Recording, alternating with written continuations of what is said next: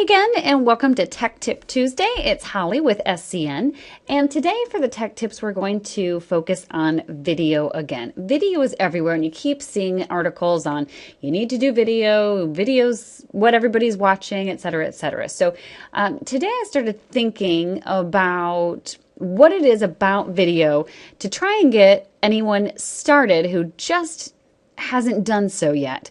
And in my experience, I was thinking, okay, well, I'll put together a top 10 list or something of that sort.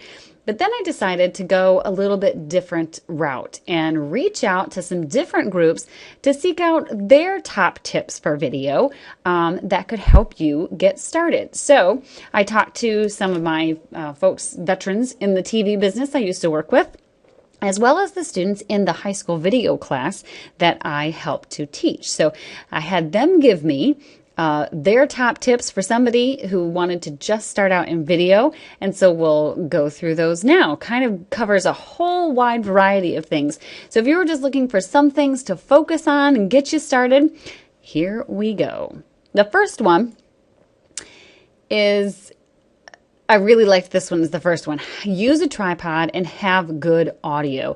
If I were to look at something that sets apart a home video versus a professional video, these are the two pieces of equipment that I would absolutely have as well. A tripod's going to give you a much more stable, smooth shot in video, and the audio just makes everything sound a lot more crisp and professional.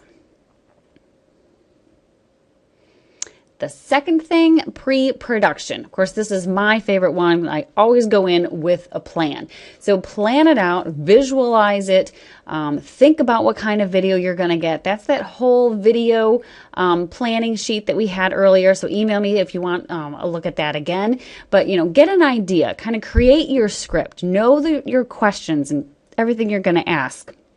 Again, have that plan and vision of what the final product will be and what it will look like before you actually start. So plan, plan, plan. Once you go in with a plan, I think everything else starts to fall into place. Second thing, good lighting. Now you can create a wonderful shot, have an absolute fantastic plan, but if your video ends up looking like this, where you really can't see the subject you're trying to shoot, then it all kind of goes away. All your efforts go away. So make sure there's good light on your subjects. Set them up in the room so that you can do this. Never put them in front of a window. And if you're outside, make sure the sun is behind you and on your subject. And if that's not possible, move everybody into the shade, and then you'll go ahead and get good lighting that you need. Composition. Think about what is in your frame. Now, here's the quote from a good friend of mine who sent this to me. She said, I notice a lot of wide framing where the background doesn't add anything to the interview. So whether you're getting a wide, medium, or tight shot, you want to think about everything that's in the frame. And what you're looking at here, good examples of making sure everything in the frame means something to the story. So the guy looking at the floods, you can see he's got some look off space and there's lots behind him that he's looking at. He is closer to the camera. So we're still looking at him as a good interview, but the background means something. And then the young boy up there, you can kind of see he's got the bars, or we've got the bars on that shot. That's the rule of thirds. This is kind of where you set your subjects to create interest with the background, but making sure that your subject is actually the focus of it. Same thing with the interviews. Make sure to give those you interview some look off space. You don't want them to look right at the camera. They're going to look a little bit off, and make sure there is that look off space on the side where they're looking toward. They should be looking at blank spaces. So those are some good examples of how to set some of those things up. Okay, timing is everything. We got one person that said keep it short and one person said length doesn't matter. So here's the key here. Keep it concise. You don't want to go off on tangents. You want to stay focused. At the same time, length isn't quite as important as content, but here's the trick. Keep it engaging and keep it relevant.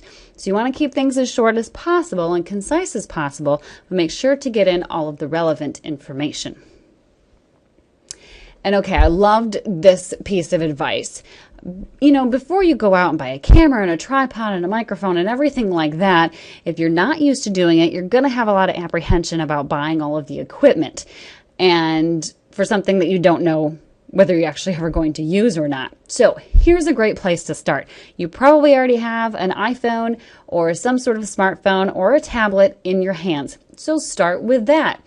And he says an iPhone video in good light, again, there's that lighting, and up close. So again, you likely have everything you need to get started with a video on your phone or your tablet, but just keep it close. Don't shoot something from across the room. Get close to what you want to shoot, and that way you'll get the best pictures and better sound. Then set up a budget and work toward a nicer camera, tripod, editor, etc. Google how-to videos, or you can go back to my first series as far as videos, and then you'll start to get better when you see what other people do and just try things out. And then he says, quote, nothing is more helpful than just simply shooting and writing videos. So you gotta kind of just start doing it to get good at it. And remember, every video has a beginning, a middle, and an end. That beginning is going to be a good, interesting lead. The middle is going to be solid information, and an end is something to remember or your call to action. Now this is where the high school kids came in. They just started shooting. They've put together a couple videos.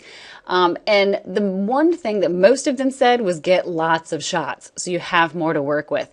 This is kind of a common problem when you just start shooting. You don't think about how many shots you're actually going to need. So a lot of people come back and don't have enough video, or they don't get enough good shots to work with. So when they actually try to edit something together, then it becomes more difficult. So especially on your first times out, go ahead and get tons of shots so you do have a lot to work with and choose from when you get back. But plan all of your shots. That way they aren't as long or messy, they say, when editing. So your camera's not shaking around. So set your camera, hit record, keep it there for 5 to 10 seconds, and then hit stop. And then you'll get nice shots, and plan those out. And use different angles to get better shots. Close-up shots make videos more interesting, and take plenty of shots of a variety, wide, medium, tight. Choose which ones you like and then plan out their order. Also, don't put together the same shots and angles in a row. Vary it up. Get good actors, as our kids have put together some public service announcements. Good actors can make or break your video as well. And plan ahead. Another one with plan ahead. The kids are seeing definitely the value in that. And make what you think is good. You need to like your video as well. Now, even though we talk about focusing on shots and having enough shots and get tons of shots, one of my veteran photographers who's been in the business about 20 years says, yes, shots are important, but quality, not quantity, is actually his advice. It's better to have 10 very well framed, very interesting shots than a ton of shots that just aren't as interesting or aren't as good. So I would say start out getting a ton of shots, and then as you kind of tweak your abilities and talents, that's when you go for quality and not quantity as well. Finally, this was my favorite advice. Just start. You just got to do it. Lights, camera, action. And don't be afraid. Loosen up and have fun. Once you get started, you'll just get better as everything goes on, and mess around with it.